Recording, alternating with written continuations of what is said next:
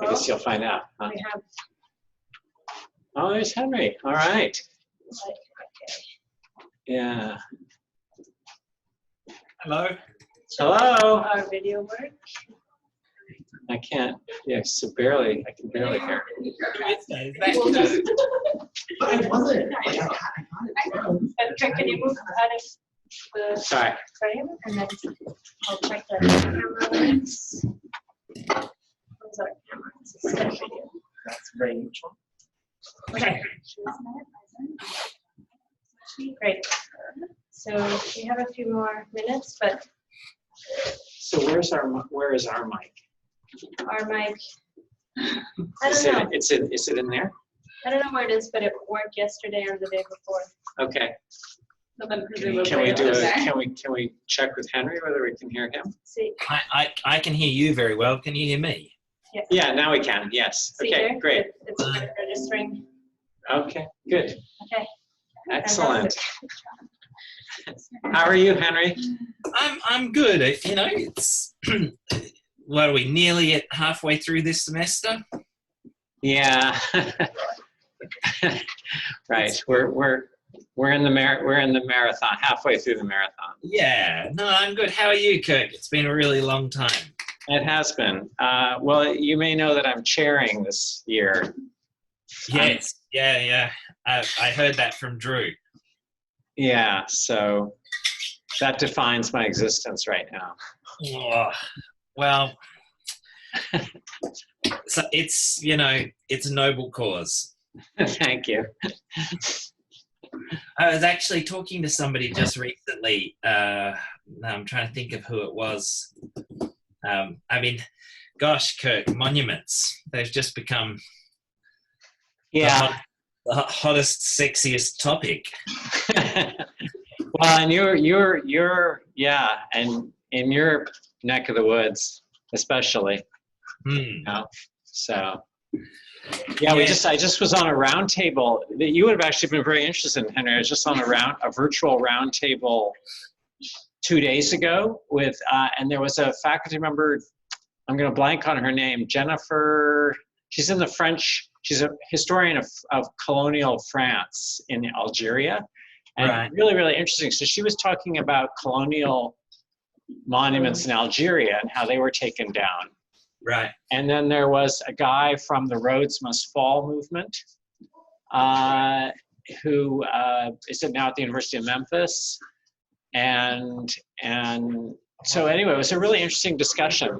It was interesting to talk about Charlottesville and Confederate monuments in a much more global context. You know, so. Well, I mean, the interesting thing here is that they've had more traction removing the Lewis and Clark statues than they have with the Jackson and Lee ones, which is, you know, really interesting. You know, they didn't seem to get the same. They didn't really rile the white supremacists as much as Jackson and Lee, which, you know, really does go to show what those statues stand for in their mind, I suppose. Yeah, absolutely. Well, it's also interesting because the design, you know, just as the Stephen Foster Memorial monument here was removed because of the subsidiary figure, you know, of the black figure. So, and similarly with the Sacagawea figure there, you know, if you didn't have her there, the monument would still be up, I'm sure, right? No, absolutely. And the other one is even worse, the George Rogers Clark one. Right. Where it has it's called the Conqueror of the Northwest. Yeah. And he's essentially trampling over a group of Native Americans. So, you know, that one belongs to the university, and they're sort of, you know, they are going to remove it, but they're doing things at a university pace. Yes. Yeah. All right. Am I the only one here? You're off camera, but yeah, I'm trying to be off camera. All right, I'll get back in. But I think I'm going to come up. When does semester finish? End of April. Oh, good, because a friend of mine is having their 40th on the 3rd, so we thought we'd come up, come up for a few days and catch up with everyone. Oh, great. I haven't been. It's like, I don't know. I miss Pittsburgh a lot. Mm-hmm. Yeah, I'll definitely stop by. Love to see you. Mm.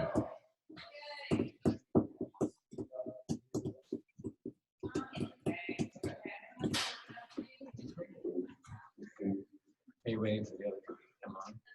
Yes.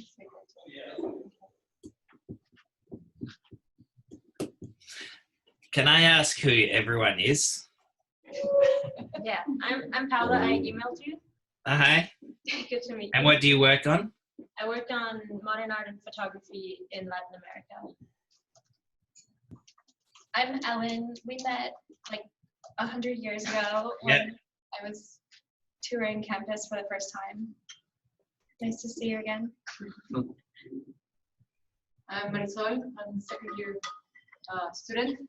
And I work in China and Latin America. Hi, Rachel. China. China and Latin America. Wow. Yeah, I think that this is like. I'm Janina. I'm the Hot Metal Bridge Fellow. I work on contemporary photography. Katie and Eliana, you should move into the camera. Yeah, you got to Gretchen too. Yeah. So, I can't see you. I can't see the thing here.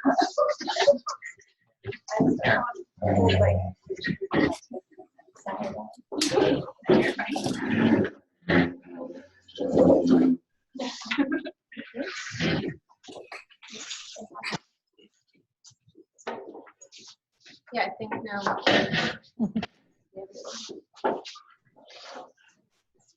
Hi, Rachel. Hi. Hey, Madeline. It looks an awful lot like Madeline, Rachel, and I are all in the same rooms. It does. Our book backgrounds. Yeah. I carefully curated my background so that it didn't have all of the rubbish that's on the rest of the floor. Yeah, you should see the left and right of my computer right now. Yeah. Yeah.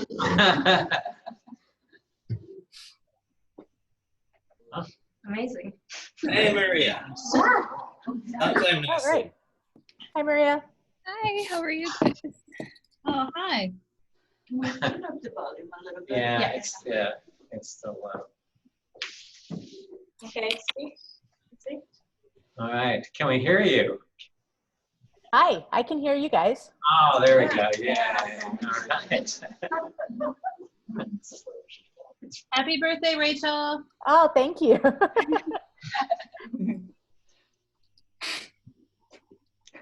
So I think we'll get started. Thank you. I've met two of you. Hi, Madeline and Maria. Rachel, great to meet you on camera. I'm Paula. Thank you for joining us for this event. Should we, since we're a small group, we started this for Henry, but should we go around and do quick intros? Okay. That sounds great. Yeah. I'm Paula. I work on modern art in Latin America. Hi, I'm Ellen. I work on contemporary art from China. Hi, Ellen. Hi, Madeline. Hello, I'm Diana, and I work with contemporary art from Mexico with Harry and with Jennifer. Hello. Katie. I work on 19th century American art and design. Sorry. No, Hi, guys. It's Gretchen. Great. Hi. I'm Isaiah. I work on art and nuclear histories. I'm Karina. I work on contemporary photography. I am Marisol. I work in China and Latin America in the Cold War. Cool. Okay, so as I give you all a heads up, we'd love to hear a bit of a more extended introduction from each of you, framed around the question of what your goals were when you enrolled in the PhD program at Pitt, if those are different from where you are now, and how and when those changed. Who would you like to go first? Why don't you? Okay, I'll go. My answer is kind of boring because actually when I enrolled at Pitt, I knew I wanted to be a professor and I wanted to teach. And then that continued to be my desire until now when I am teaching. But I think my interest opened a little bit more into being more interested in curatorial work as well. And that probably was from my experience. I got to help Professor Gao curate a couple exhibitions. So that kind of gave me experience in that and made me realize I really like curating. And I also worked at the gallery for a semester as well. So those experiences made me want to get a job where I could do both teaching and curating, which I've been able to do. So that's good. I'm similar to Madeline in that I enrolled in Pitt's PhD program in order to become a professor. I do think that when I started, I envisioned myself teaching at like a selective liberal arts college. I went to Kenyon College as an undergraduate. And so like for me, it was like, I want to be a professor just like my professors and be at a place just like Kenyon. And so even though I am in a tenure track position at a university, I think I ended up at a university that was perhaps the exact opposite of that. And I wouldn't have expected all of the things that I enjoy about this job. And I also wouldn't have expected some of the challenges that I found. So I am very happy where I ended up, but I think that when I started, I could not have envisioned being at this kind of institution because I never experienced it in my own life.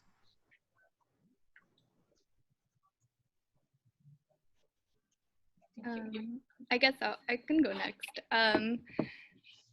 For me, when I started in the program, I think I didn't have such a formed idea about where I wanted to end up in terms of working in academia or in museums, but I think through my experiences, like my interest really started to concretize.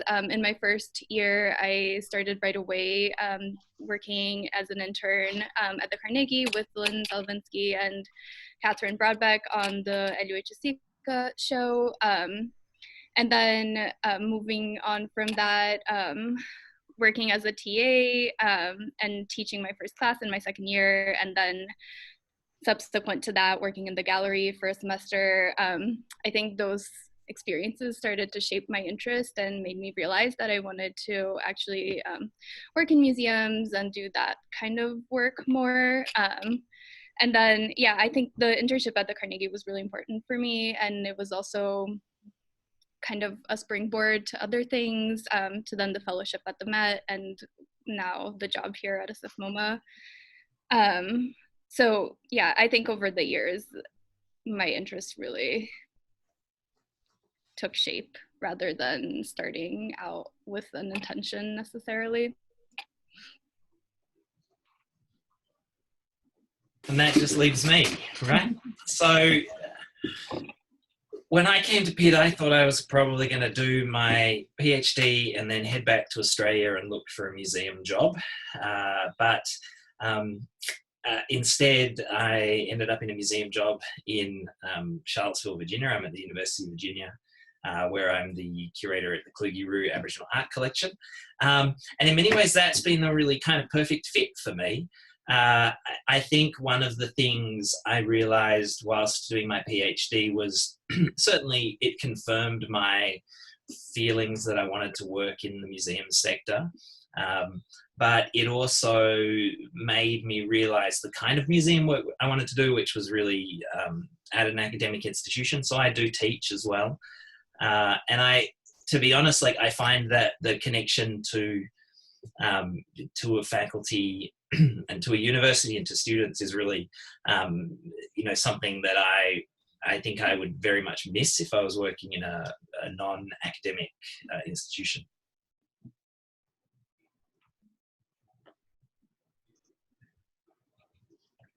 So some of you already got at aspects of this, but when you think back on all the experiences that you had during the PhD, including courses or comms and your dissertation, which may or may not have been so helpful for your present job, we're curious to hear. what prepared you the best for what you're doing now, and where did you find that skills or preparation had been lacking? I'll go first again. So I was thinking that we had to take a sort of pedagogy class, which I think actually helped me a lot in, because I teach a very sort of, my job is a 4-4 job, so I teach 4 classes a semester, and I think that pedagogy class helped me to think critically about making assignments and designing a class in a sort of a thoughtful way, instead of just sort of throwing some stuff together and hoping it works. So I think that class really helped me a lot. And also I got experience with teaching. I don't think I would have gotten a job teaching had I not had experience teaching, but being able, I was a TA for Kathy Linduff in her Art of Asia class, and I also taught the writing intensive class on my own. One thing that I felt was a little bit, that I wasn't quite prepared for, is that my department is a studio art department. And so I'm actually expected to do critiques for the undergraduate studio art students. And although I've written exhibition reviews and I write about art all the time, I found out that critiquing undergraduate studio art students was like a whole different ball game. And it was something very new for me, and I didn't feel quite prepared for that. I think I'm getting better at it, but I'm still not sure I'm very good at it. So. And I can follow up, Madeline, because I also teach, technically my job is a 4-4, but I've been pretty lucky at finding places where I can get course release to do specific projects or, to work on my research. So I would say I technically have a 4-4, but I often maybe teach a 4-3 or maybe a 3-3 or something like that. So like Madeline said, I think that all of the teaching experience I had as a graduate student is 100% the reason why I got a job and why I got this job. And I also agree with what Madeline said about the usefulness of the pedagogy course, because it does cause you to think more carefully about what you're doing in the classroom and to understand why you're doing what you're doing, which I think without that class, it does end up being a little bit more like random, or like you did it because you do this because someone who taught you that material did it that way. So thinking the opportunity to think about pedagogy in a more intellectual way was really useful. And I also think TAing for Gretchen and teaching the Intro to World Art class was super helpful. I think that when I was on the job market, everyone was always so interested in that class and hearing how it was taught. And I just think that having that broad teaching experience in the entire globe in one semester, it helps you, like in my job, it's really important to speak to the diversity of our student population. And so even though I'm not a generalist in my position, I do have to be able to contextualize the European art that I'm teaching in the larger world, because my students want that and my students expect that. So I think that course has been really helpful. Ways that I felt underprepared, I think it's a lot of the administration stuff that I didn't realize I would be doing immediately after getting this job. Like, for example, I have so far redesigned, with another faculty member, we have redesigned our lower division curriculum. We elevated we had a BA in art with a concentration in art history, and we just recently elevated that to a standalone BA in art history. And now we have to do the national accreditation for that. So like that kind of stuff, I felt really out of my depth, and that's the stuff that I still struggle with. Can I ask a follow-up to that? Yes. So, Rachel, I'm just curious about do you think it would be feasible? I hear you. I mean, I know. But I'm actually really interested in the idea of how that might be incorporated into it. Right. That's because obviously each institution is different, and but the principles of it, like just as you say, pedagogy is intellectual activity. Well, so is administration, right? Yeah, totally. Yeah. So I'm just wondering about your thoughts about that. Yeah, well, I mean, another thing that I have to do that I felt really out of my depth with was just program assessment. And I think, Henry, were you involved? I think you were at one point on an assessment committee, weren't you? No, not yet. No, I thought that when you were a grad student, were you helping Gretchen with like using rubrics and? No. Oh, I thought it was you. Maybe it's someone else. Her course redesign. Okay, yeah. I thought there was someone who who helped out a little bit with the program assessment process. So I don't know, maybe at least letting graduate students know how that works. And because like honestly, doing program assessment, sometimes you feel like you're like a social scientist who's like designing a an anthropology or sociology study when you're doing assessment. So that might be an area where it might be possible. And I also think like curriculum redesign, I would, and I know we'll get to this later on about like if you're in a hiring capacity, those of you who are looking for jobs, I think that almost everyone is going to ask you, like if you were in this position, how would you be redesigning the area in which you teach? Like that's what we've been looking for. So I think preparing to go on the job market, thinking about the courses you teach as a curriculum, not just as 3 classes that you're going to teach, might be a useful way to kind of intellectualize those more administrative tasks. Yeah, look, I mean, I would reiterate everything that Rachel and Madeline have said. I think, the pedagogy course and working with some really great teachers and working in an environment where teaching is treated like an intellectual exercise, I think is so extraordinarily valuable. And make the most of it, because there isn't a day teaching when I don't think how lucky I am to have been able to steal several of Gretchen's assignments.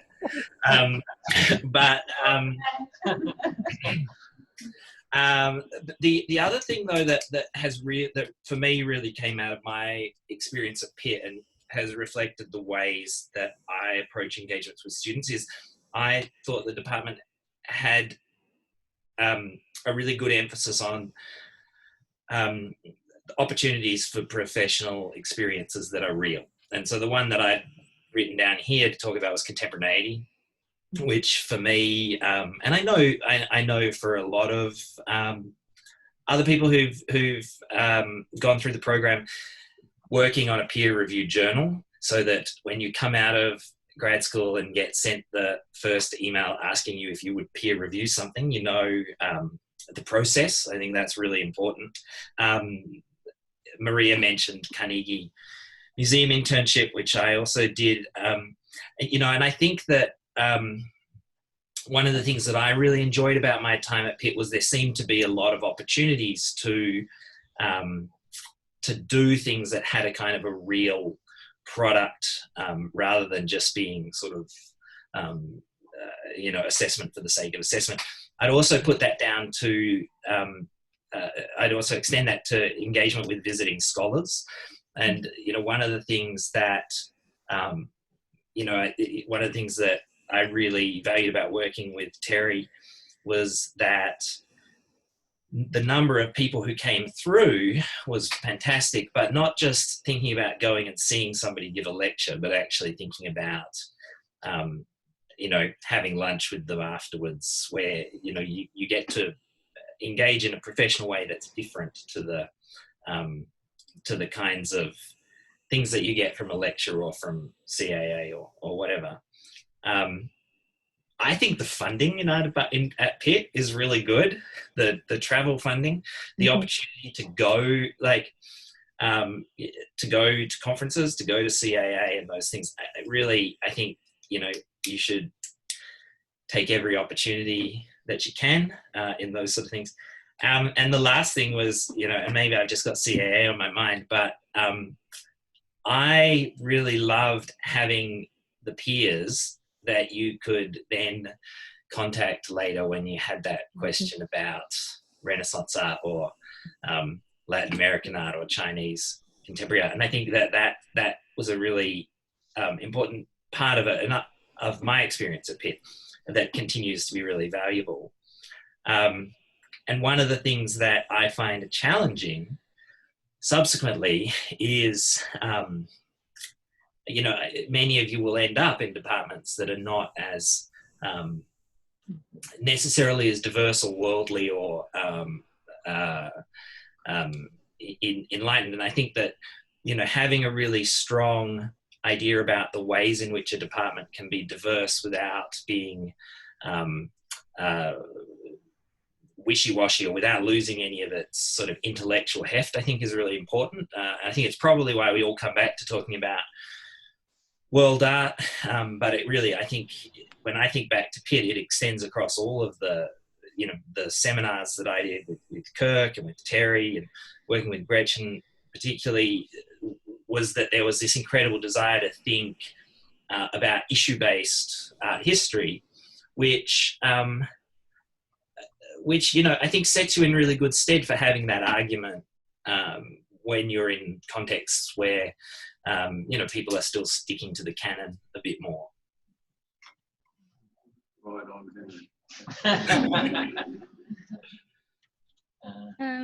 I guess for me, like, it's a very different perspective than everyone else, because so many things of like my job working in a non-academic museum are things that you just kind of have to learn on the job and can't necessarily be taught, I don't know, in the structures of the PhD program. But I think, I mean, I would just echo a lot of the things that Henry said, actually. Just, yeah, being able to get some actual professional experience was so important. And I would put the internship experience as one of those things. And then also working at the gallery, because I found, I mean, I really loved that semester that I worked in the gallery. And I think just the fact that you had to do all kinds of different jobs was really important and a real learning experience. But then I think one of the most important things for me is also this issue of the availability of funding and networking. I think Jennifer really always encouraged me and all of her students to go to conferences, and going to conferences with her was so important. She introduced us to her own colleagues, and that was really valuable, because I think so much of my job nowadays is, you know, reaching out to people and asking them for, I mean, questions and kind of favors, and just to, I mean, yeah, most of my job is communication now, so that was really valuable. And then I think the last point that I would make is how much also I valued the emphasis in the program in teaching and learning in gallery spaces and in museums and in front of real objects. I think that really got me thinking about things spatially and how objects enter into conversation when you're in their like lived environment in a way that's really valuable, and something that prepared me really well for starting to work in museums. Is there any questions from the room? I have a list of prepared questions, but I'm happy to have anybody chime in if you. And the symposium as well. The symposium's another, you know, it's amazing, like the number of grad programs around the country where they'll do, you know, a symposium or a journal, but to be in a place where they're doing a symposium and a journal, you know, it's a really, they're good things to kind of wrap your heads around, because then when you do go to run a symposium, it's all pretty easy. Yeah, I would reiterate that. I would say that I was really glad that I used to work on that I had worked on the HAA symposium as well, because I do a lot of that. You know, we do an annual symposium, so that was really helpful. And I would also say I got to be on a search committee. I think when we hired Chris, I was on the search committee, and that was really helpful, because then I ended up being on a search committee like my second year that I worked here. So the opportunity to have seen a search committee was extremely helpful.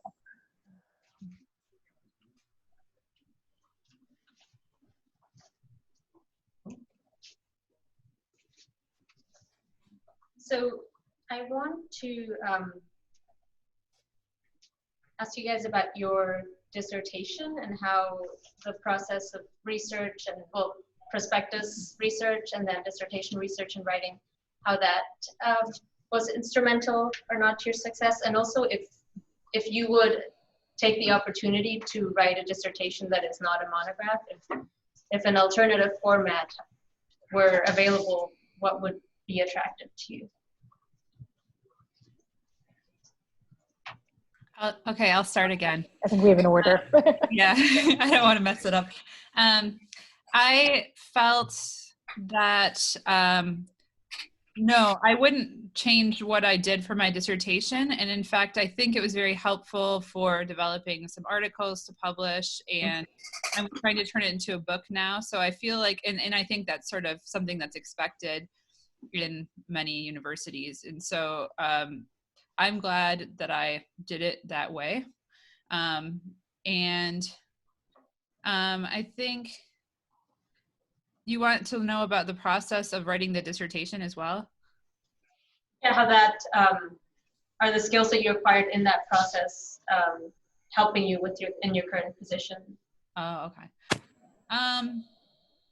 I think so, because kind of like what other people have already said, the experience of sort of networking with people in the field. I did a lot of that when I was actually doing research for my dissertation. I was in China interviewing artists. And so those kind of communication skills and the kind of thinking you have to do for those kind of conversations, I think helped me now as a teacher.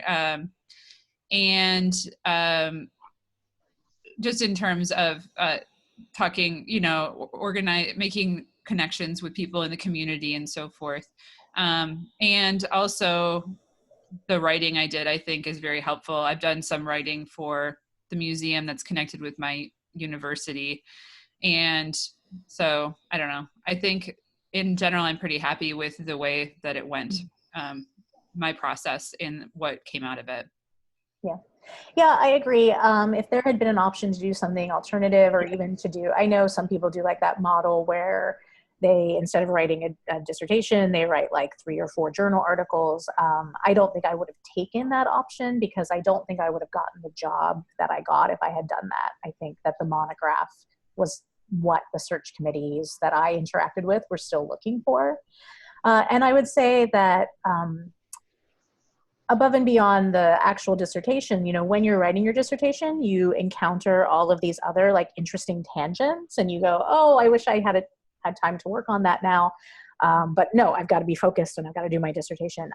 Make sure you like keep track of all those interesting tangents, because I would stick them in like an Evernote file, and like those interesting tangents have become the basis of a lot of shorter pieces that I've been working on, article length pieces, because while you're working on your book, it's also, you're working on turning your dissertation into a book. Like you still kind of have to be publishing some articles here and there. And so like those tangential things that I didn't get a chance to work on while I was in the process of writing my dissertation, like I've revisited those and they've been really rich, and I've gotten, I've written some things that I'm pretty proud of that have come out of those like weird little tangents that I didn't have time to think about while I was still in graduate school. So that's been really great. Yeah, I think maybe I answered the question.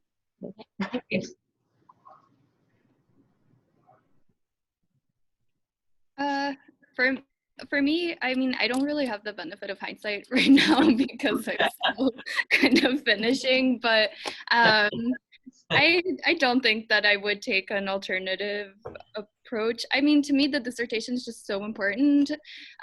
It's like doing it is such a learning process, but also just like the freedom that it gives you is really different than doing like then writing articles or like planning an exhibition.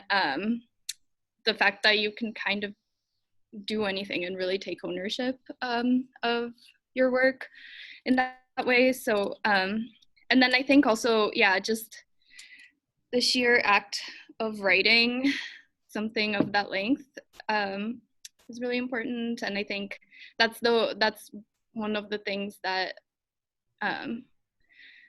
I think is one of my strengths, having almost having a PhD and working in museums versus colleagues who didn't pursue PhDs is just like being a strong writer. It's so important, and for all the different kinds of writing that you have to do when you're working in museums.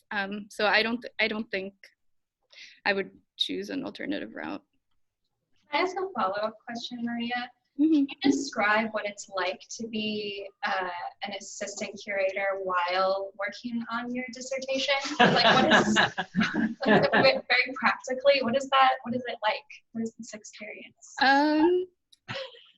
It's really hard. Yeah, I mean, there's benefits to it in a way. I think I've been like a lot more focused when I'm writing. I just have to get it done, and so there's not a lot of time to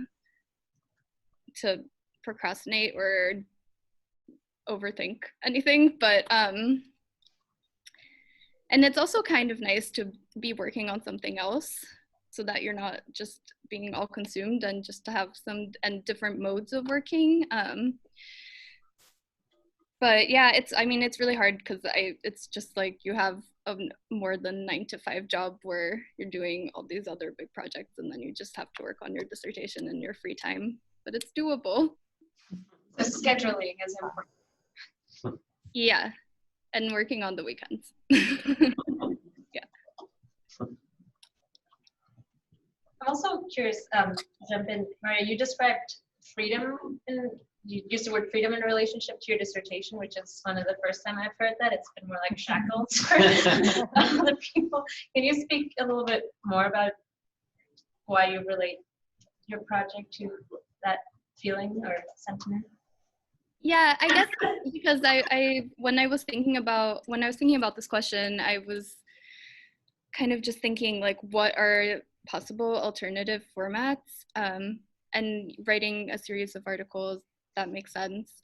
But then I also thought, like in my case, planning an exhibition maybe would be something. But it's just that like planning an exhibition just has so many practical limitations to it that like writing a dissertation just doesn't. You can compare objects to any, it doesn't depend on things being able to come together physically. And then, yeah, planning an exhibition is such a collaborative effort, which is great, but it's also nice to just have a project that you can take full ownership of, I think. Thank you. Henry, do you have thoughts on? I don't know. I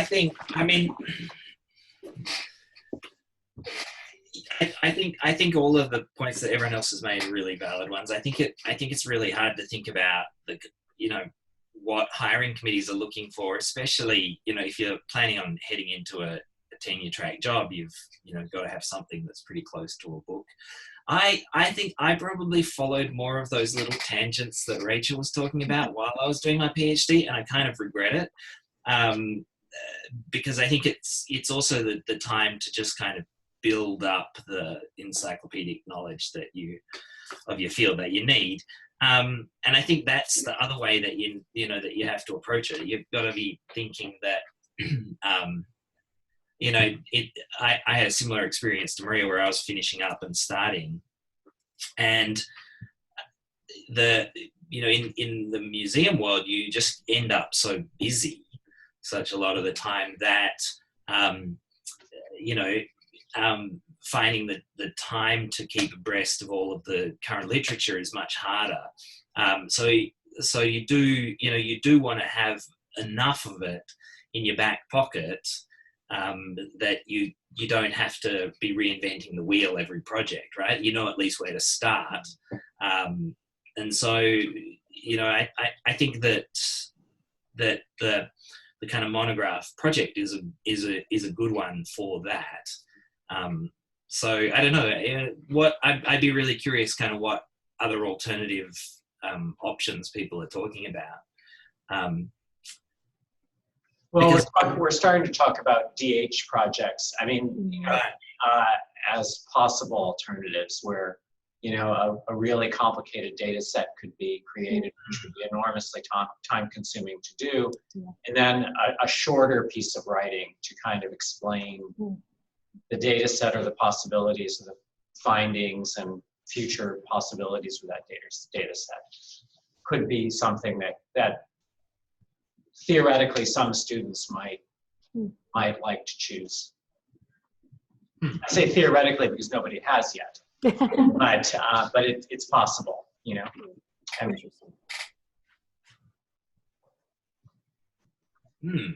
So one of the questions we have is related to a shift at Pitt, which is greater pressure from the upper administration to accelerate time to degree. So to do it in 5 years. Recently there were changes, for instance, to when people can apply for the Mellon. That's been restricted. So our question to you all is, were there elements or stages in the program that you think could be altered or streamlined to speed up the PhD process without significant loss? Or whether there were stages when you felt like you were spinning your wheels or there were roadblocks, if you think back? I think for me, the biggest, and I don't know if it's possible to change this, but I didn't feel like I took comps at the right time. I feel like when I was taking comps, I wasn't quite ready, or I didn't quite know what I was doing for my dissertation. So I felt like I was kind of like flopping around. Like, I mean, the point of comps is to like read as much as you can about the top, like sort of broader topic that you want to write about for your dissertation. But I feel like a lot of what I read for my comps, while it was very helpful for basic knowledge, I wasn't directly using it for my dissertation. And that was simply because I wasn't quite ready to like know exactly what I was writing for my dissertation. And right after I took my comps, I went to China and lived there for like a year and a half. And that's when I really sort of developed my dissertation, and I started to feel more confident in my work.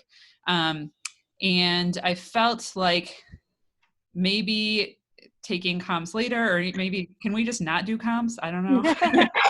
But I felt like it was like there wasn't much of a connection between what I was doing for comps and what I was doing with the dissertation. And I feel like you read what you need to read when you're writing your dissertation. Like it's not like, I mean, as long as you have help with what you need to read, you know. I don't know if comps is that necessary, but perhaps I'm sure there's been lots of research done about this that I don't know about. And maybe I just, Madeline, when did you do your comps in the program versus when you developed your perspectives, to have a sense of the timeline?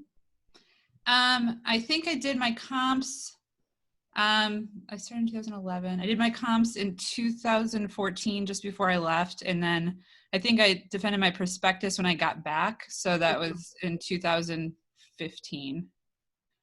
So about a year and a half later. Thanks.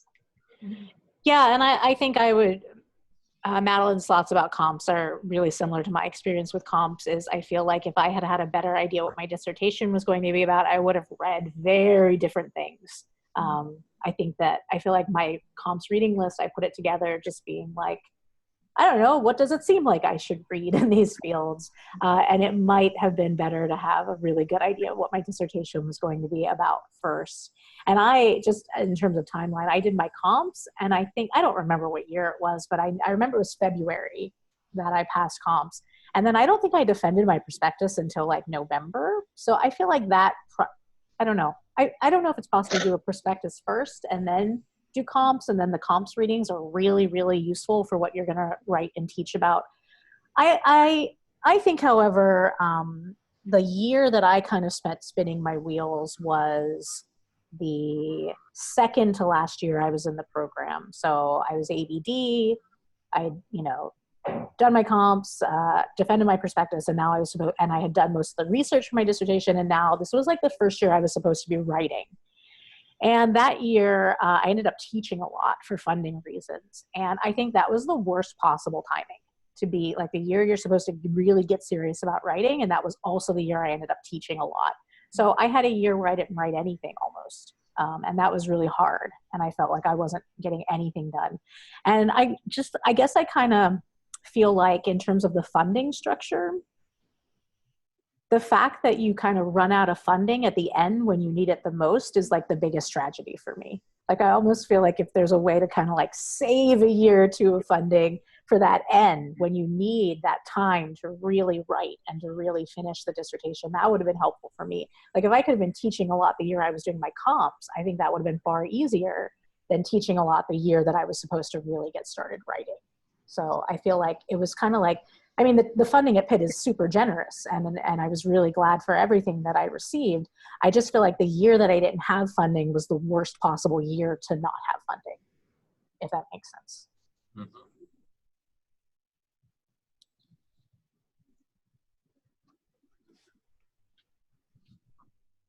I will say, just to follow up, I will say that the model that I went through, you know, back in ancient times at Berkeley was we did the prospectus before we did the comps. Yeah.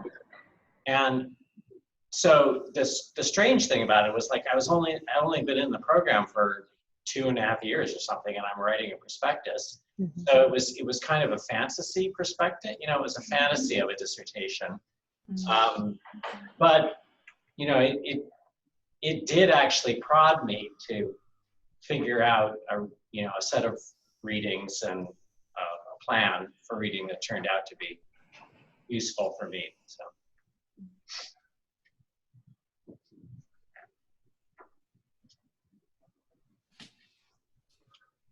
Yeah, I think I also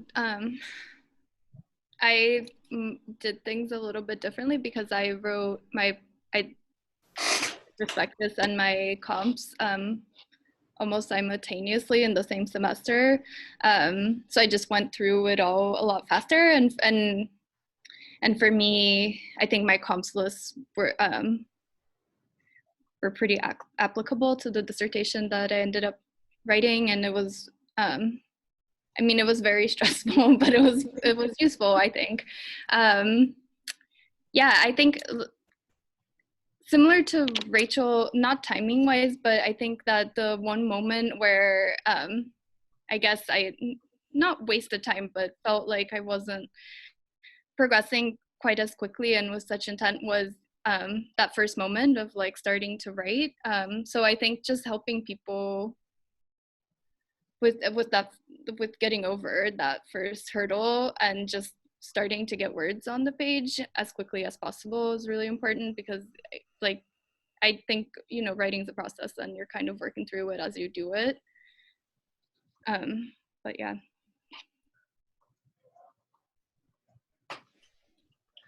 That's interesting. I mean, I look back on it, and the bit that I feel nearly killed me was that second year where you start teaching, you're doing a full course load, and you're trying to knock off your master's paper. That was the one where I was like, oh man, like that semester was the one where I was like, not sure I, you know, had enough hours in the day.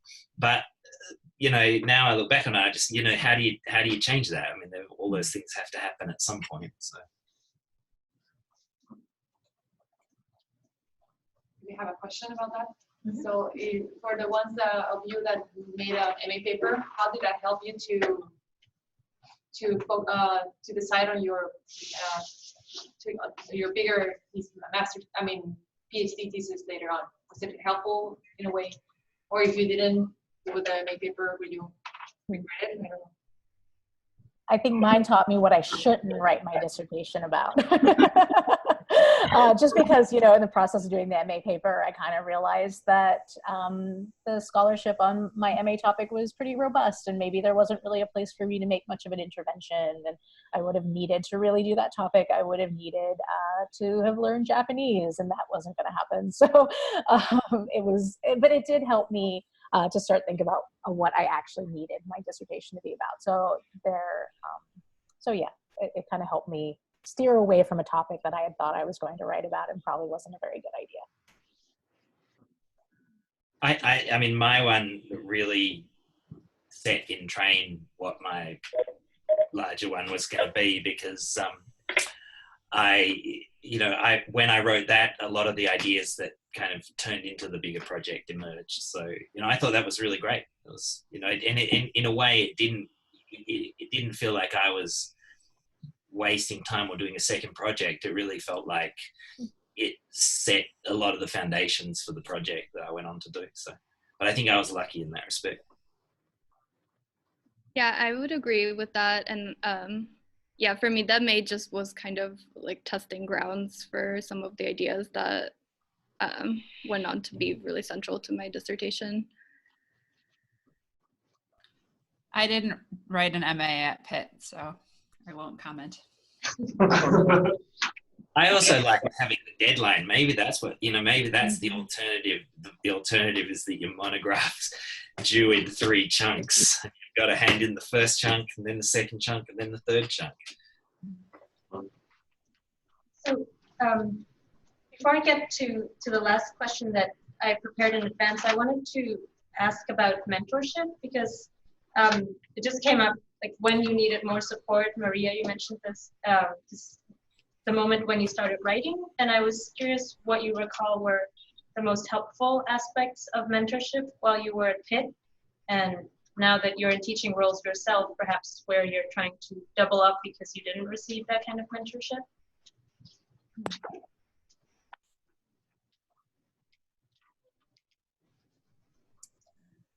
I can start there. So in terms of, I feel like I had great mentorship at Pitt, and I think one of the real strengths of the program was, the fact that the department had gone through this process of, creating the constellations and trying to keep us from being so siloed in our respective geographic and temporal, territories. So the fact that, when my dissertation committee had, I had, Ann Sutherland Harris was my primary advisor, but like Kirk and Minna and Chris were on my committee. And in a way, if you were just looking at time and place, that committee doesn't make very much sense. But in terms of the actual intellectual issues at stake, it was a perfect committee for me. And so I think the fact that I did not just work with pre-modern faculty, I worked with people who are coming, people whose primary research was really well dispersed throughout time and place, that really set me up well for being in my department where there are 4 art historians, and I'm the early modernist or pre-modernist, and we have a modern contemporary person, and we have an Asian person, we have a Latin Americanist. Like, I feel like I'm not just stuck talking about things the way that early modernists talk about things. Like, I feel like I understand the larger conversations that go on in my field and allow me to connect very well to my other colleagues in my department. Yeah, I would like to kind of second some of what Rachel just said. I felt like I got really good mentorship from my primary advisors for my dissertation, but I felt like Pitt was really good. A lot of the professors were really open to talking with me about both stuff related to my dissertation, but also about like problems I was having or like professional development stuff.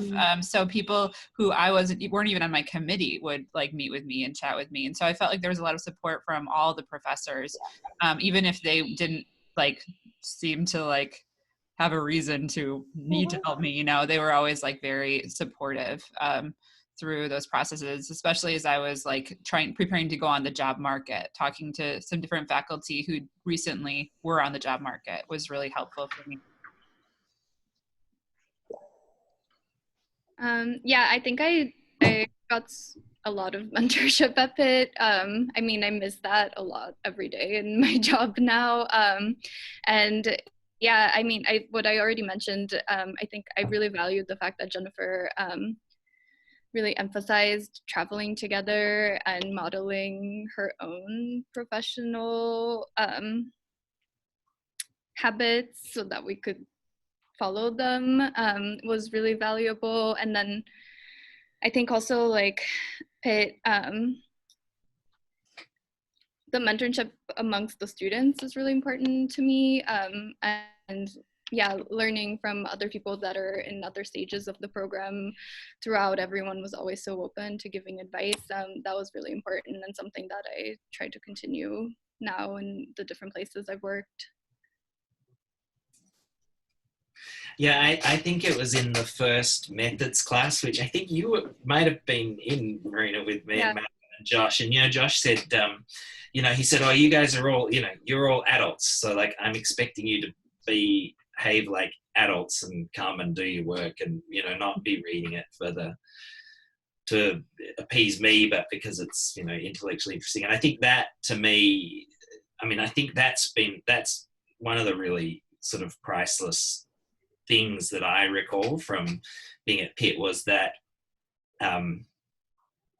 so much great mentorship that is really geared at thinking about you starting your professional career rather than thinking about you as, I don't know, children. So I think that was really valuable. I think just, I mean, I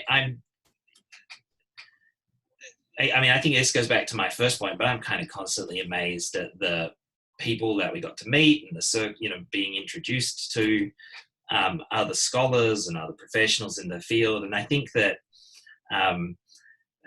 you know, often you may not pick that as mentorship, but it really is. It's really people kind of moving you into the kind of positions you should be in. You know, I think that's something that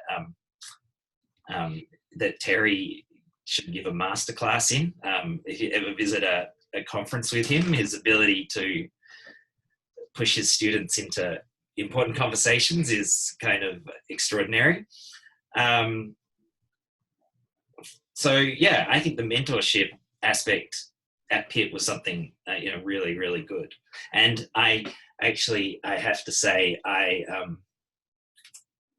I rue the number of times that I say things and think I sound like I've probably gotten them from Josh, because that's a awful lot. He's not there, is he? No. Because he would have responded to that with, yes, that's even more awful to me to think of you butchering my words, or something like that.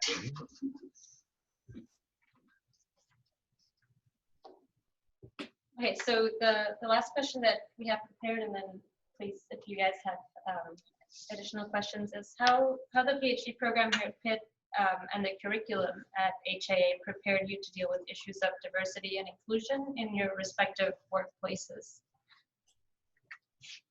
I think one thing that we've already talked about a lot is how our department really focuses on different issues on a global scale. Of course, I do contemporary Chinese art, so my primary advisor is Professor Gao, and Terry was my secondary advisor, and Terry's classes all, of course, were very globally oriented.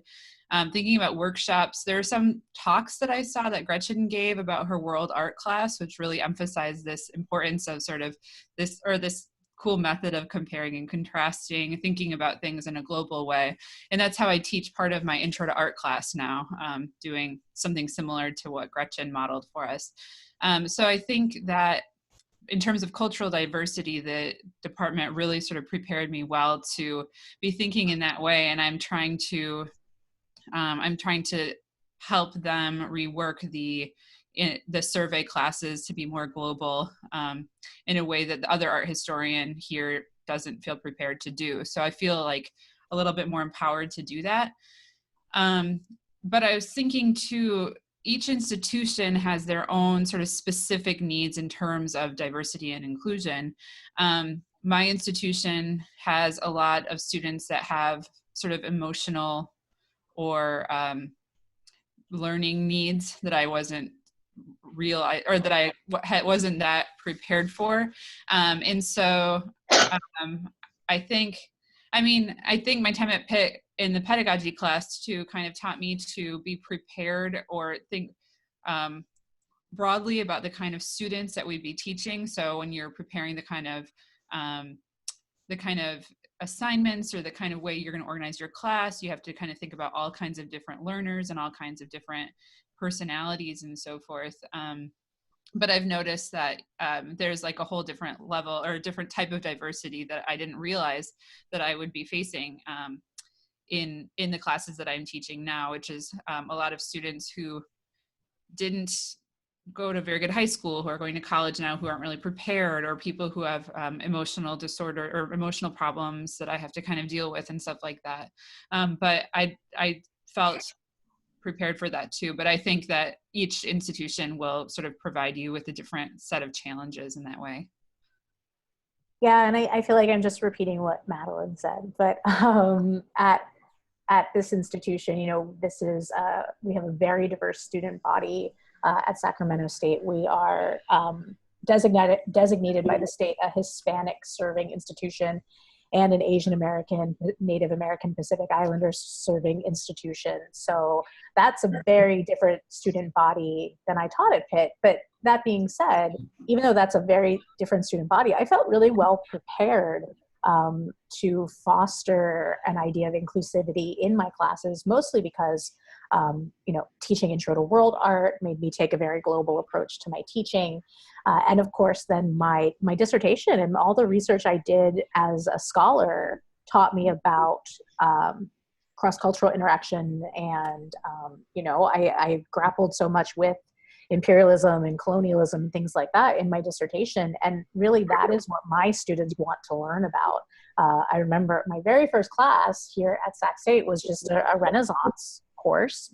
And my evaluations at the end of the semester said, like, thank God this professor didn't just tell us about white people, So like that was something that they wanted, that was really desirable when I was on the job market too. So I think that I got this job because my research was interesting to students from, from a diverse background. And I also think that my dissertation research, like Madeline said, helped me to conceive of a curriculum that is not just the traditional European approach to early modern art. So all of the upper division classes I teach, even though it's technically a course on medieval art, like really it is medieval art in a global context. I teach upper division ancient art, Greco-Roman. Really it is, art of the ancient Mediterranean in a global context. Like that is how I teach all my classes. And it was definitely between teaching intro to world art with Gretchen and my dissertation research that allowed me to do that. And I think, there are PhD programs I could have gone to where I would have come in as an Italianist, like I did at Pitt. I said I want to study Italian art, and I would have ended up an Italianist. And I think there was something about Pitt's program that, gave me the idea or pushed me or motivated me to work so much more broadly than the Italian Peninsula, and that I am extremely grateful for. Yeah, I think it's kind of hard for me to answer this question because the conversations around diversity and inclusion and equity are so different in the museum, and honestly lagging so far behind, I think, where they were at Pitt. But I do think having a diverse curriculum and just the scholarship I was exposed to in Pitt's program was really valuable in empowering me to feel like I have the tools to have those conversations and to keep pushing my point of view. But also the model of the constellation and reading groups and all of these extracurricular things that people like self-organize into is really important. And I've tried to carry that on and to kind of organize with my colleagues to have these conversations when they're not happening institutionally. Yeah, so I mean, I felt very well prepared to have those, but maybe to deal with these issues, but maybe just surprised by where the state of the field was. Yeah, I think that was sort of close to what I was going to say, and I think that we all agree that HAA has been really kind of instrumental for all of us in thinking about a more kind of global art history. For me, moving down to Charlottesville was kind of interesting. UVA has a reputation as a pretty white school, but like it's nowhere near as white a school as Pitt, which is it, and Pittsburgh is a white town. Like it's a town where where minority communities are small and they're often in places that you don't see if you spend most of your time in Oakland. So I think there is a bigger institutional question that runs above HAA really to Pittsburgh about thinking about how to diversify the field and diversify the departments. And that's really tricky, because one of the things that we see at UVA is that that art history is not as diverse as the campus population in general. And so, you know, one of the things I think that's really a big challenge is thinking about how to make art history a more appealing field of study for a broader range of people. What I don't know. I mean, it's been a few years. I'm not sure what Pitt's doing in that area. I know there was, you know, considerable desire to kind of rectify that. But I think that is, you know, I think that's a challenge that we've got to kind of think through in really practical ways, more than, you know, beyond the kind of intellectual ways as well. I don't think anyone has a great answer yet, but.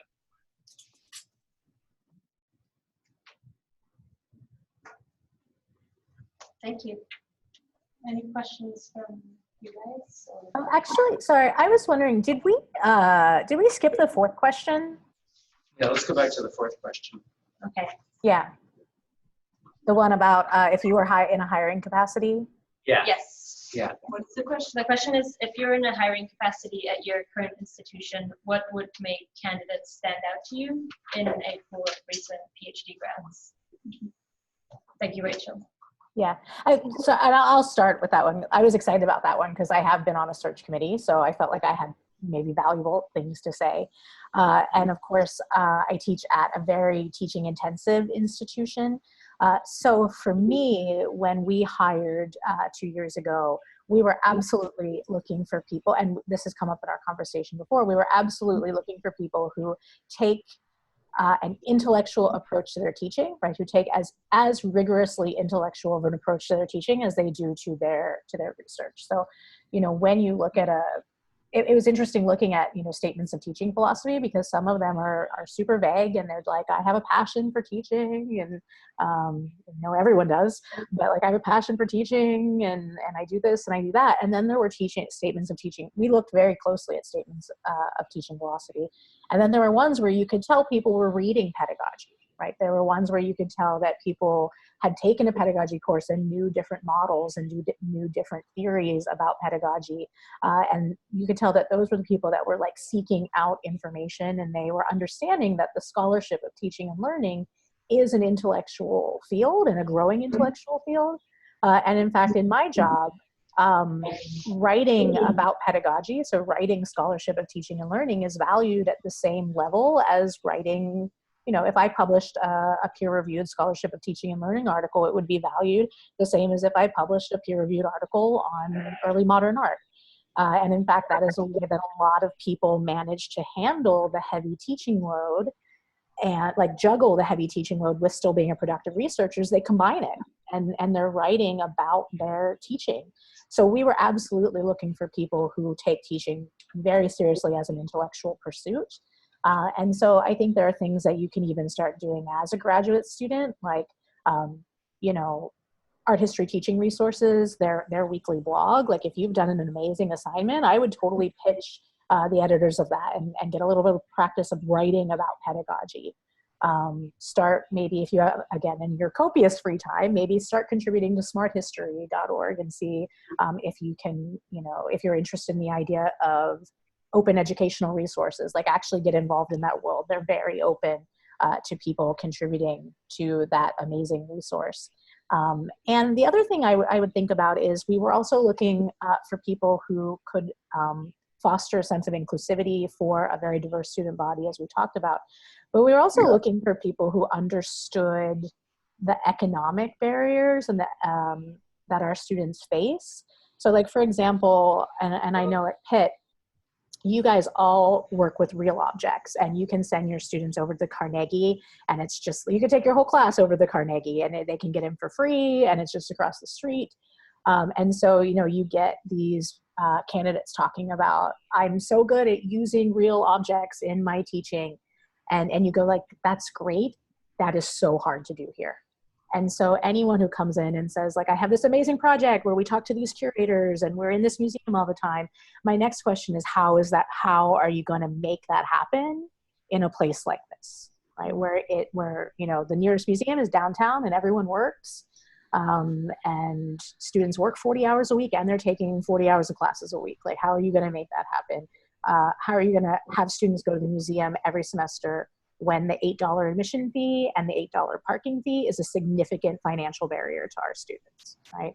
So that is a really important thing to keep in mind.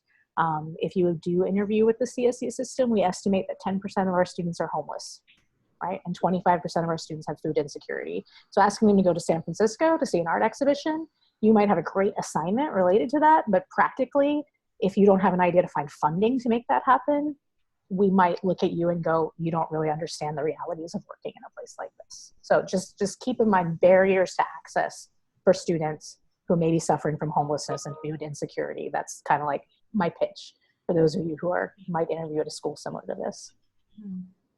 Thank you.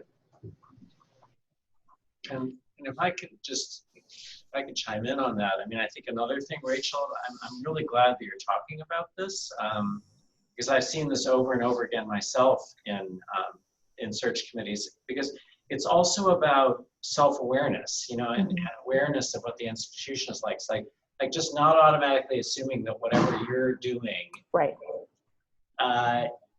is relevant to the rest of the world. Right, you know? exactly.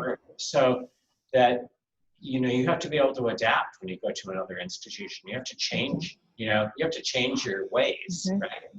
So, and it's also showing that, it's just showing that you have the ability to do that. Yeah, exactly. You know? I think Rachel, thank you. That was actually a really good answer. I don't have that much more to add, and I'm on the job market this year, so you're very helpful for me as well. We can talk more. Okay. But another thing I was thinking that the HAA department did well was provide all these professional development opportunities, like getting involved with contemporaneity, or like so I would kind of look for people who took sort of a leadership role in something like that, like organizing a reading group, being an editor, or doing these kinds of things that are really practical, hands-on things that show self-motivation, because the worst thing when you're on committees is when someone is incapable of pulling their weight on a committee. Yeah. And there are a lot of people like that. And so you want to find people who have like proven themselves to be really self-motivated and who can organize well and sort of be on top of sort of committee work that seems boring and stupid, but it's part of what we have to do all the time. So I would say, like, when you're as part of HAA, you all probably do this already, but make sure that you take those opportunities and you at least 1 year try to be in a leadership role for one of the, like the symposium or the contemporaneity or something like that.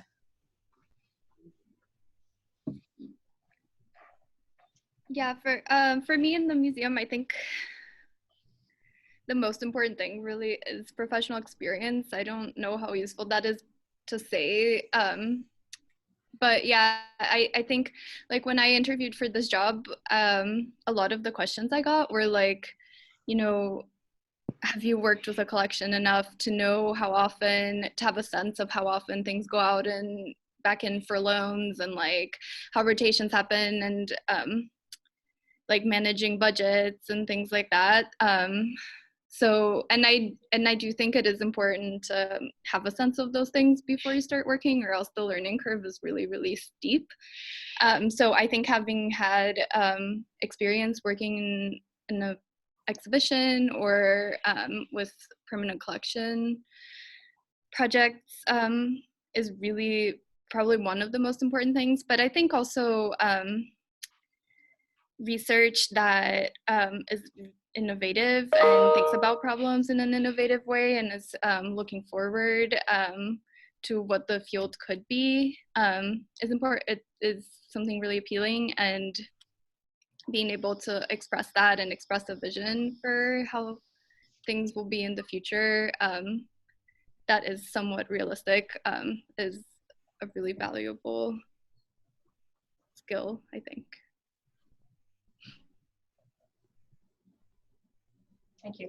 Yeah, I mean, I would reiterate Madeline's point. You know, I think the things that, you know, I think often people go into, you look at job in applications and they ask for, questions about experience, and, often you think, how do you get experience without the job? But I think that being able to show that you have taken the initiative and taken opportunities when they've come, whether that is the journal or, or symposium or internships. I think internships are really, increasingly important things, but also just, running your own projects as well. I think that I'm sure many of you are already, doing things in the field that are really significant and interesting. And, trying to think about your research in the context of a broader world, whether that's, engaging with criticism or blogs or any of those things. I think just, showing that you've got the kind of initiative to pursue the things that are important in your career, I think that's the thing that I would be looking for. Thank you. And publishing. I think you got to publish too. You got to get. Sorry, I mean, everyone forgets that, and it's like as true now as it ever was. You've still got to get things out in print.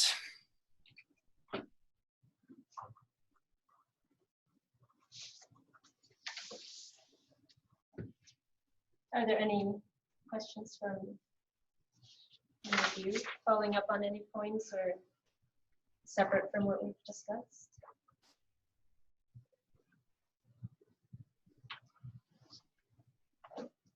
I have a question. So, and this is partly following up, Madeline, on your point about the studio critiques, which has sort of been a little bit of a bugaboo of mine, because we have a studio department right downstairs, and we're underutilizing it. So, but I'm wondering about also more broadly, and maybe, because I know you're also in this situation, Rachel, right, where you're in a studio combined department, right? Yeah, yeah. My department is combined art history, studio art, and art education. Right. So the broader question is about like teaching, to a population of largely studio art students. How does that affect you, and how could you think about how could we prepare students better for teaching because to that population? Because we do have studio art students in our courses, but they're not a dominant, proportion of the students. We have a lot of other kinds of students in our classes, as well as art history majors, as well as museum studies minors. So I'm just curious for you about that, about, what could we do better to help prepare for those kinds of departments that are so common, right? Where there are so many jobs. I think the majority of jobs are in departments like yours that you're in. Teaching jobs I'm talking about now. Yeah. Yeah, that's a really good question. Unlike Madeline, I don't have to do critique, so I'm really glad that I don't have to do that, because I think that is a skill that my studio art colleagues learn. It takes them a long time to learn, so I would feel very out of my depth if I had to do that. But yeah, I would say the majority of students in my upper division courses are studio art majors, as well as design is a separate department here, but there's a lot of overlap in the curriculum. So I have a lot of graphic design and interior design students, and interior design is actually basically our architecture program. So I have a lot of those students. And I think that the instinct is when you're figuring out how do I reach studio art students in an art history class, I think sometimes the instinct is like, oh, I should do more project-based things, and I should have the studio art students making something because that's what their skill is. And I think a little bit of that, like as on like informal in-class activities, can be really powerful. But as major activities, I feel like in my department, actually, my studio colleagues would not really like it if I did that very much, because they feel like you're an art historian. We didn't hire you to teach studio art badly. Like honestly, they teach studio art. And so my studio colleagues, I think what they want their students to get out of my courses is they want them to become better readers and writers. And so for that reason, I'm glad that I taught the writing practicum that went along with Intro to World Art, because I do feel like my studio art students need so much writing support. And sometimes I do feel like I'm kind of teaching art history, but I'm also teaching writing as well. So yeah, I think helping students, PhD students learn how to teach writing is really great. And I also end up, because our studio art students don't do as much reading as like a history major or an English major would. So I find that in my classes, I have to really think about, how do you teach reading? Like, how do you teach students to read harder things? And how do you teach critical reading skills? And how do you teach research skills? That's what my studio colleagues really want students to come out of my classes with. Mm-hmm. I would second what Rachel said. That's a big problem with our studio art students. They don't have very good writing skills, and so they're actually not very good at writing about their own work, which is really important as you move forward if you actually want to have a career in art. So being able to write more broadly about art history and maybe where your work fits into it is really important. And I've had to really, really break down my writing assignments. Like I make sure my students do research, like a writing assignment in my survey class. And I really break it down to like having them do a research scavenger hunt where they're like learning to use interlibrary loan. They're learning to do all this like research stuff. And then they have to make a bibliography. Then they have to make an annotated bibliography. Then they have to do a first draft, then a second draft, like all these little steps to help them learn. So I think, yeah, learning to teach people how to write is super important. Yeah. And another thing in my department is that we've got all these studio art students and we have these art history students. And like, whereas I spend a lot of time with my studio faculty, like honestly, the art history students and the studio art students don't mix too much sometimes. And so I think that going forward, one of the goals of art history is to find more ways to help studio and art history students learn from each other. Like we have a student gallery on campus and there's a new student exhibition every week in that gallery. And art history students haven't participated in that at all because they don't have anything to show. And I think that there could be a really great opportunity to kind of pair an art history student with a student who's going to be having an exhibition in that gallery and have the student work on a curatorial statement, right? For that, like have the art history student work on a curatorial statement for the studio art student or something like that, something where they're actually able to work together on things. So that's a thing that we really want to do, but haven't quite figured out yet, is how to make the students work more with each other.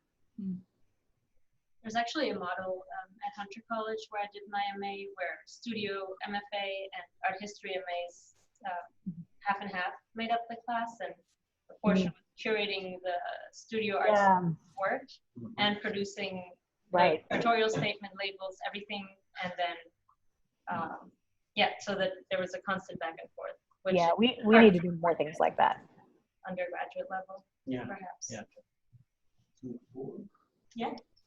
Can I ask a different kind of question? In the sense that we've spoken a lot about the experience of being a pit and the experience of going for a job and the beginning first few years of the job, which makes perfect sense.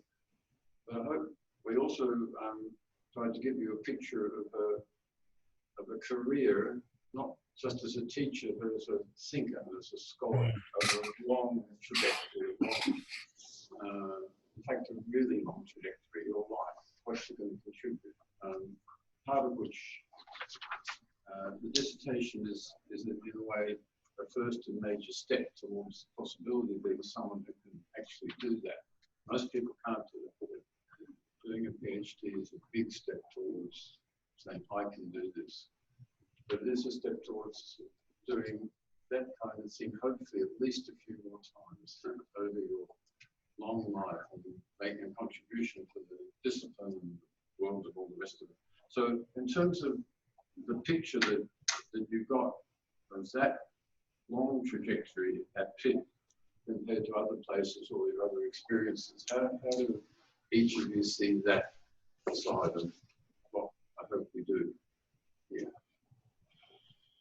It's funny that you asked that, Terry, because I always thought when I was doing my PhD, people would always say, so what are you going to do next? And you'd be like, well, I'm going to finish my PhD. the one time you don't have to think about the next. But then you finish your PhD and you get your job, and then everyone asks, the first thing they ask you is, what are you going to do next? And I think that I like, that's a really good question, because you know, that kind of broad long-term strategic thinking is you know, I think it's something that you end up in many ways like looking back to mentors outside of the institution that you're at, because nobody in an institution wants to be talking about where they're moving onto, right? You don't have that conversation in your own institution. And so, you know, one of the things that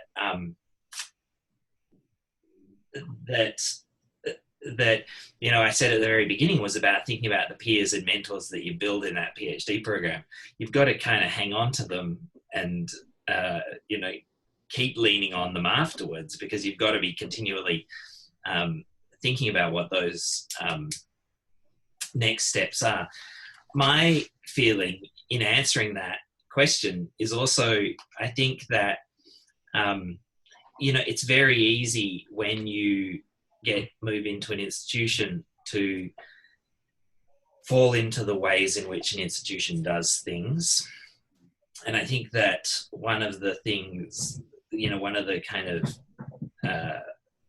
things to be really conscious of is is kind of thinking big about what, you know, what you were working on in your dissertation and where you want to take that and what that looks like in practice. You know, so for me, you know, one of the first things that I wanted to do coming out of the PhD program was to work on a really major project, exhibition project.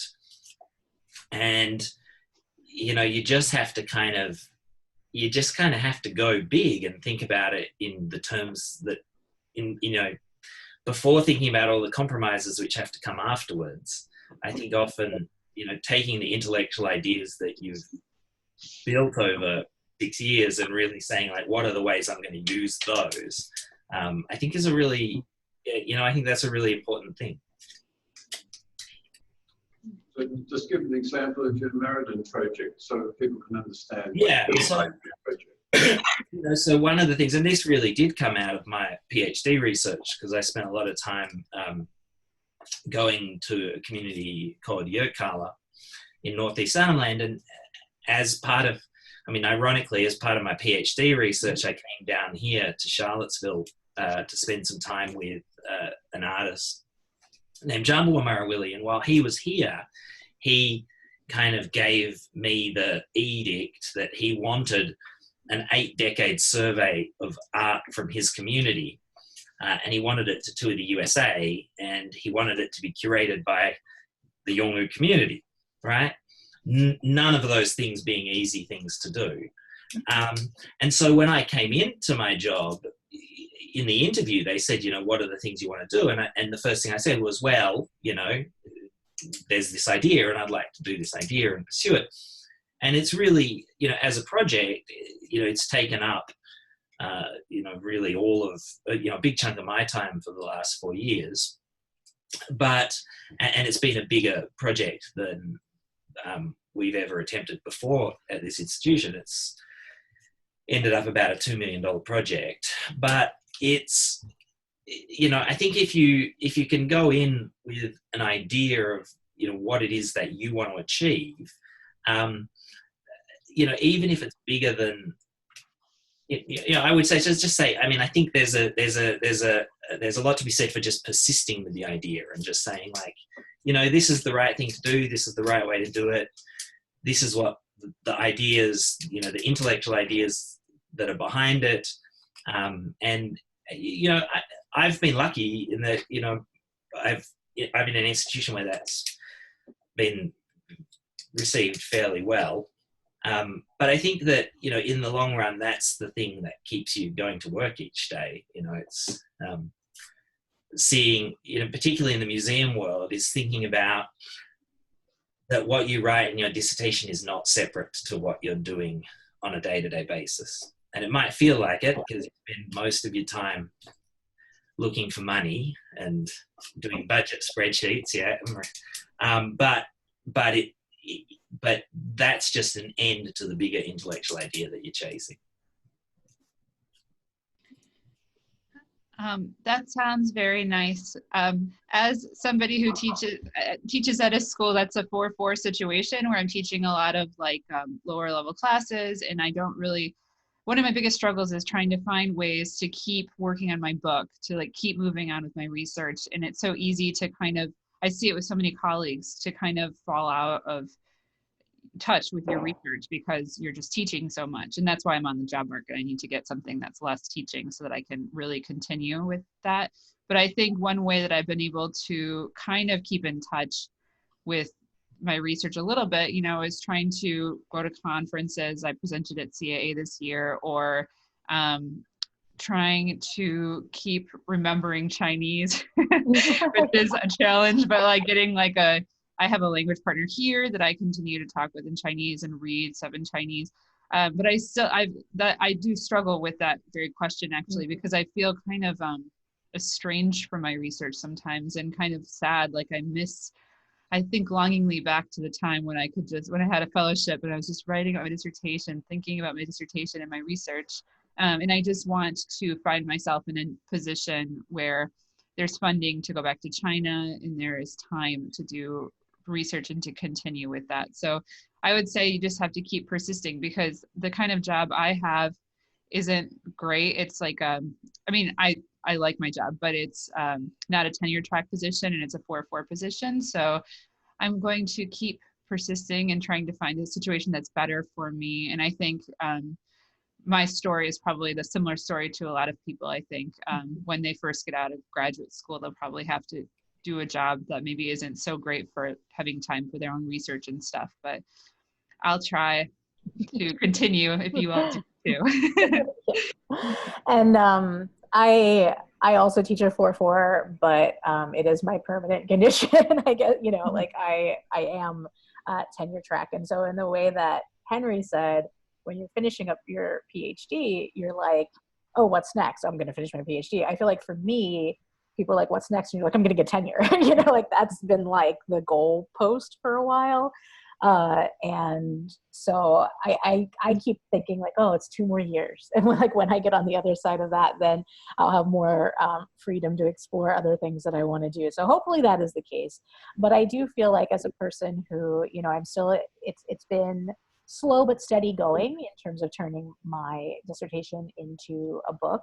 I expect that won't happen until after I get tenure, which is fine at my institution, as long as you've been publishing other things. And so I do, you know, now I am sort of finding myself in the what's next, like really what's next after that. And I'm just kind of at a crossroads, I think, because I've always worked on Jesuits, and sometimes I think I would like to not work on Jesuits anymore. But all the people I know are in that Jesuit bubble, right? All the people that I feel like I've spent the last 10 years meeting people who are writing on Jesuits and who are publishing on Jesuits. And I feel like it's only been in the last 2 or 3 years that I started getting invited to the big Jesuit conferences, and I've been invited to the edited books, and you know, and now finally I got something in the Journal of Jesuit Studies. So like I've made it in this little Jesuit bubble. And it's kind of like, do I go outside of the Jesuit bubble? It might be kind of nice. So that I feel like I'm kind of at that crossroads. Like I might like to do a secular topic in the early modern world. That might be nice. But it would mean, I feel like this, I don't know, like I feel like at least in terms of networking and knowing people, it would almost be like starting over, which seems a little daunting in terms of a second project. But then when I think about continuing with Jesuits, there are a couple of topics I would like, a couple of things I could see as being promising for either a second book project or a second kind of series of peer-reviewed articles. But it would involve more language training in a language that I didn't study. And so, I guess I'm still figuring out that what do I do after the first book? What do I do after I get tenure? To be decided, I guess. Yeah, I definitely feel like I'm still figuring that question out a lot. I think for, like when I said that there was a lot of freedom in writing a dissertation, I think it's part of it is just the adapting to being in a job. I like when I first started, it just felt like, oh, nobody asks me what I think anymore. Nobody asks me what my research is anymore. And that felt like a huge gap. And I'm still working through it. I think also trying to think of ways in which different projects can be building blocks to something bigger. Ways in which like small gallery rotations can be moments to exercise like my intellectual interests where I have more power over it. Ways to find my voice within bigger projects that have another scholarly leader. It's hard, and then at the same time keep thinking of future projects and doing preliminary research and just trying to gain traction for my ideas. But I think, I'm kind of just beginning that journey. Well, that puts us pretty much on time with the time that I asked you all for. I want to thank you for being here with us in the room and being so sincere with all your answers and generous. It means a lot. Thank you. Yeah, I would like to add another note of appreciation to that as well. It's been really super helpful for me personally just to hear that, but also really invigorating actually to hear about you, and it's so exciting to hear what all of you are doing. So thank you so much for sharing this hour and a half of your very busy lives. Okay. So. Thank you. It's good to see you all. Yeah, it was great seeing you all. Thank you. Thank you. Cheers. Yeah. Bye. Bye. Bye-bye.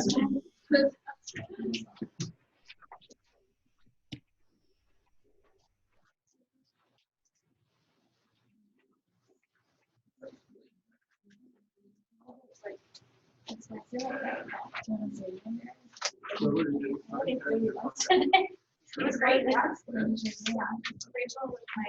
Yes. Thank you.